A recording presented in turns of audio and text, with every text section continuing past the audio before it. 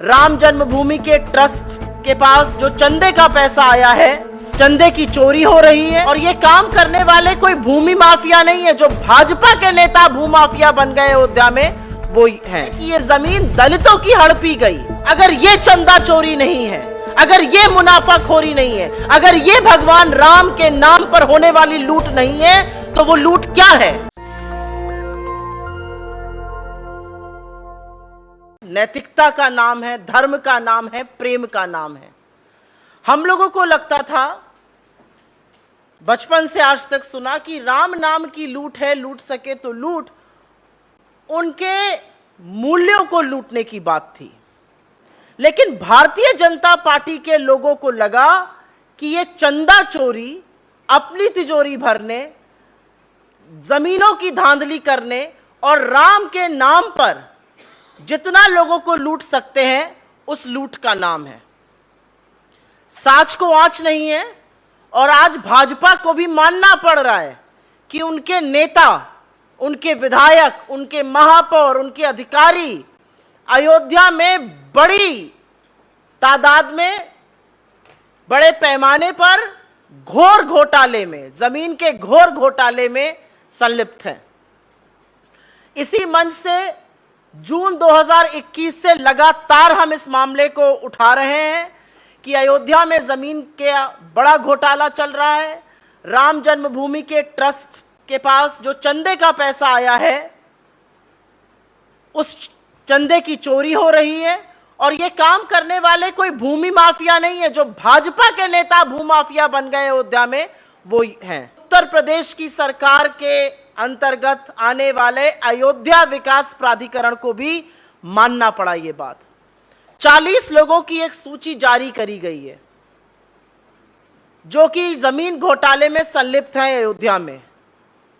और इस 40 लोगों में भाजपा के अयोध्या के विधायक वेद प्रकाश गुप्ता जी, मेयर ऋषिकेश उपाध्याय जी, पूर्व विधायक गोरखनाथ जी के नाम शामिल हैं। वो सूची हम आपके साथ साझा कर लेंगे। उस सूची में तमामों अधिकारी हैं, ऐसे लोग हैं जिनका कॉन्फ्लिक्ट ऑफ इंटरेस्ट है वहां जमीन होने से। क्योंकि ये लूट भाजपा के नेताओं ने मचाई, भाजपा के सांसदों ने मचाई, विधायकों ने मचाई। और इस लूट खसोट अधिकारियों तक ने करी। जिन राजस्व अधिकारियों को प्रमाण देना उन जमीनों पर, उन्होंने भी वहां पर बड़ा घोटाला किया। घोटाले के मुख्य रूप से 3 बिंदु हैं। और 3 बिंदु हैं चंदा चोरी, आपने कौड़ियों के दाम से जमीन ली और बड़े दाम पर ट्रस्ट को बेची, इसमें ट्रस्ट के लोग भी संलग्न रहे, तो चंदा चोरी पहला मामला है। दूसरा मामला है, श्री राम जन्मभूमि ट्रस्ट ने तो सिर्फ 70 एकड़ जमीन अधिग्रहण किया है, उसके आसपास की जमीनों को सस्ते दामों पर उन लोगों ने खरीदा जिनको इस पूरे ब्लूप्रिंट के बारे में पता था। वो सारे के सारे भाजपा नेता हैं, जिनके कुछ नाम आपको मैंने बताए, साझा किए। वो एमएलएज हैं, वो महापौर हैं, वो अधिकारी हैं, वो पूर्व विधायक हैं, कुछ पूर्व सांसद हैं। और यही नहीं, और तीसरा मुख्य बिंदु यह है कि यह जमीन दलितों की हड़पी गई।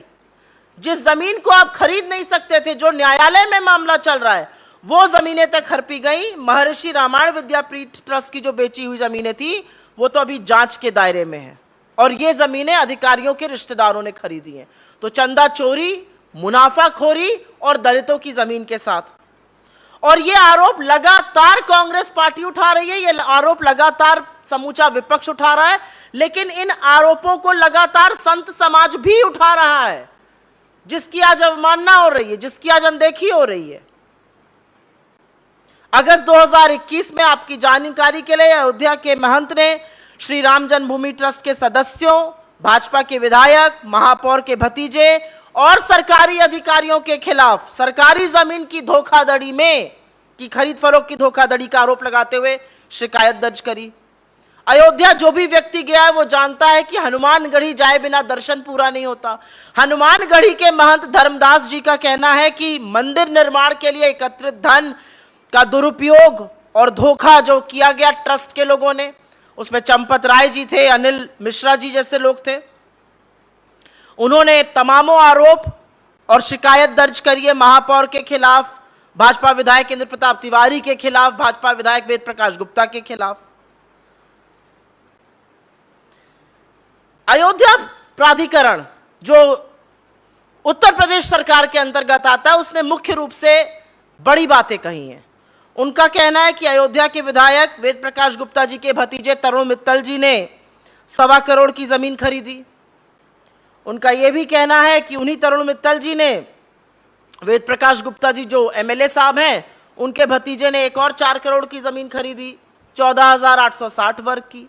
उनका आगे कहना है कि ऋषिकेश उपाध्याय जी ने सुप्रीम कोर्ट के फैसले से 2 महीने पहले 18 सितंबर 2019 को 30 लाख रुपए में एक भूमि खरीदी, और बाकी सारी चीजें तो सार्वजनिक रूप से अवेलेबल ही हैं। आपको याद ही होगा कि कैसे राम जन्मभूमि मंदिर ट्रस्ट के सचिव चंपत राय जी के, उस ट्रस्ट के सदस्य अनिल मिश्रा जी, उस ट्रस्ट के सदस्य महापौर भाजपा के नेता ऋषिकेश उपाध्याय जी की मिली भगत से 2 करोड़ की जमीन 10 मिनट के अंदर 18.5 करोड़ की राम जन्मभूमि ट्रस्ट को बेची गई। आपको यह भी ज्ञात होगा कि ऋषिकेश उपाध्याय जी के भतीजे जो भाजपा के आईटी सेल के नेता भी हैं, दीप नारायण उपाध्याय ने 20 लाख की जमीन को 2.5 करोड़ में बेचा। दीप नारायण उपाध्याय जी ने तो गिफ्ट में मिली हुई डीड को, गिफ्ट डीड से मिली हुई जमीन को भी नाप दिया, टिका दिया मंदिर ट्रस्ट को। तो आज सवाल एक बहुत बड़ा है, अगर ये आस्था के साथ खिलवाड़ नहीं है, अगर ये चंदा चोरी नहीं है, अगर ये मुनाफाखोरी नहीं है, अगर ये भगवान राम के नाम पर होने वाली लूट नहीं है, तो वो लूट क्या है? हम लगातार जांच की बात कर रहे थे, और विडंबना देखिए, जांच कौन करेगा? जांच करेगा एक लो लेवल का ऑफिसर उत्तर प्रदेश की सरकार में, वो ऑफिसर जिसके रिश्तेदारों ने जमीन वहां खरीदी हुई है। हमारे कुछ सवाल हैं, और सवाल इसलिए जरूरी है क्योंकि भगवान राम के नाम पर अगर ये लूटेंगे, जनता को, आस्था को चोट पहुंचाएंगे, तो ये देश चुप नहीं रहेगा। आज ये देश मोदी जी से पूछता है आप मौन क्यों हैं? आज ये देश अमित शाह जी से पूछता है कहां हैं आप? क्यों नहीं आप एक बयान देते हैं? क्यों नहीं आप इसकी निंदा करते हैं? क्यों नहीं आप भर्त्सना करते? क्यों आप नहीं निकाल फेंकते उन लोगों को जो इसमें संलग्न है, जिनका नाम अब अयोध्या का विकास प्राधिकरण दे रहा है? विपक्ष ने तो लगातार आपको नाम दिया, आपके कानों पर जू नहीं रहेंगी। क्यों मौन हैं आप? और क्या सजा होगी इन चंदा चोरों की? इस देश के व्यक्ति, हर व्यक्ति ने अपने सामर्थ्य अनुसार, जिसकी रामचंद्र में आस्था थी, अपने सामर्थ्य अनुसार कोई ना कोई चंदा दिया, और उस चंदे की चोरी कर रही है भाजपा की सरकार और भाजपा के नेता मिलकर। उनकी क्या सजा होगी? उन लोगों की क्या सजा होगी जो इन डाकुओं के बचाव में पिछले जून से लगातार मैदान में उतरे हुए थे?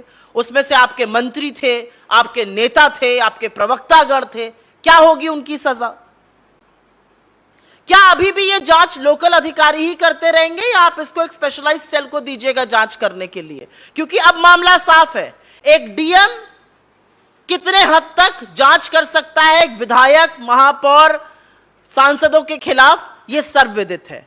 और अंत में हम इस मंच से मांग करते हैं कि सुप्रीम कोर्ट, जिसके तत्वावधान में यह 15 सदस्यीय ट्रस्ट का गठन हुआ था, जिसके आदेश के अनुसार सरकार ने गठन किया था इस 15 सदस्यीय ट्रस्ट का, वो इस मामले का स्वतः संज्ञान ले और रामचंद्र जी के नाम पर होने वाली इस लूट को, इस घोटाले को, इस मुनाफाखोरी को, इस चंदा चोरी को तुरंत बंद करे। लेकिन हां, क्योंकि भगवान राम नैतिकता का सवाल है, मर्यादा का सवाल है, तो आज मर्यादा और नैतिकता मोदी सरकार की तार तार हो चुकी है। आज उनसे सवाल पूछना पड़ेगा कि जब यह सूची आई है जिसमें आपके लोग शामिल हैं, कोई वक्तव्य दीजिएगा, कोई बात बोलिएगा, श्री राम का हवाला आज तो दीजिए। गरीब दरिद्र नारायण के मुंह से निवाला छीनने वालों, भगवान राम के पीछे छुपते हो। आज जब भगवान राम के नाम पर लूट हो रही है, तो किस खो में घुसकर बैठे हो, यह पूरा देश जानना चाहता है। I will very briefly make a statement in English. This is about the huge property scam that's happening in Ayodhya. It is not just us, and we have been saying this from day one, since June 2021, when things came to light, that there should be a thorough probe into how the land scam is happening in Ayodhya. But now the Ayodhya Development Authority has put out a list of 40 people who have been involved with land scam in the building of the Ram temple, and prominent amongst those are names of the Ayodhya MLA Ved Prakash Gupta of the BJP mayor Rishikesh Upadhyay, of ex-MLA Gorakhnath, multiple officers in the UP government whose relatives have bought land. And you all know what this is about, because there are only three big points of this entire land scam. The first is, people had donated keeping faith in mind. When you play around with donation, जब आप 2 करोड़ की जमीन 18 करोड़ों में बेचते हैं तो आप उस चंदे की चोरी कर रहे हैं. The first is, you're scamming donations done in the name of Lord Ram. The second, of course, is that the Mandir Trust, the Temple Trust, has only acquired 70 acres of land. Who knows these blueprints? Why are BJP leaders acquiring more land at low cost and then selling it at steeply high prices to the Temple Trust, with the cognizance, with the approval, with the signatures of members of the Temple Trust? Champat Rai, Anil Mishra, Rishikesh Upadhyay. Dalit land cannot be bought and sold under some provisions. That issue is still in court. You've bought land, you've sold it. And we are not the only ones who are raising this issue. The saints, the people involved with the temple, are raising these issues. Whether it is the Hanumangadi temple Mahant Dharmadas, who has made some serious allegations of fraud and fraudulent practices and a huge property scam that's on in Ayodhya. The reality is that relatives of Rishikesh Upadhyay, relatives of Ved Prakash Gupta, the MLA, relatives of multiple officials of the UP government have been involved in this land scam. And the only probe that's happening is that at the DM level. How can the DM probe the MLA, the ex-MLA, the ministers in the UP government? It is important to remind you how land worth 2 crore was sold for 18.5 crore. And which is why the question arises.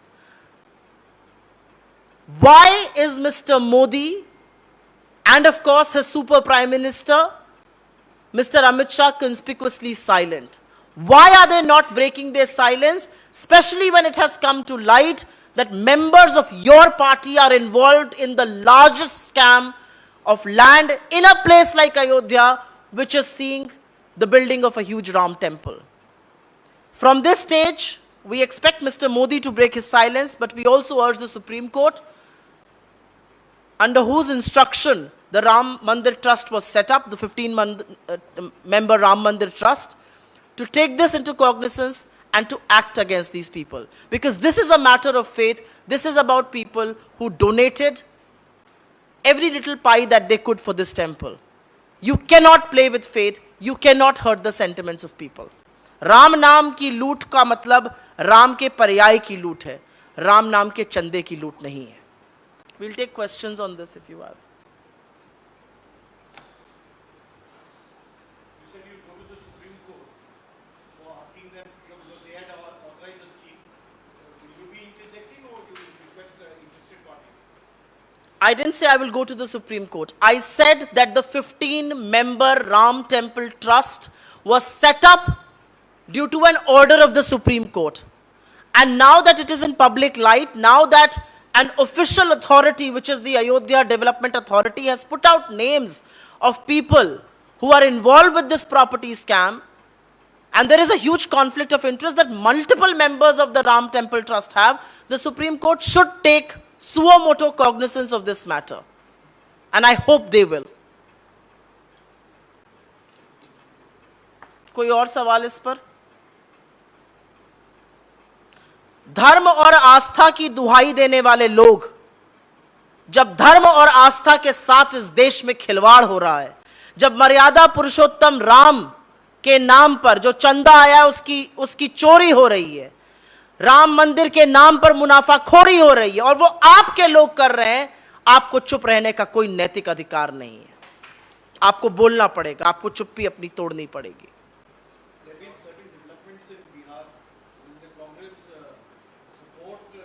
I am right now taking only this because this is an important issue. It's an important issue because multiple people across the length and breadth of this country have donated for the construction of the Ram temple. They hope to see Ram temple being erected. But what is happening in Ayodhya is that every BJP member has turned into a land shark, a land mafia. And I think this is a very important issue. We can take it offline.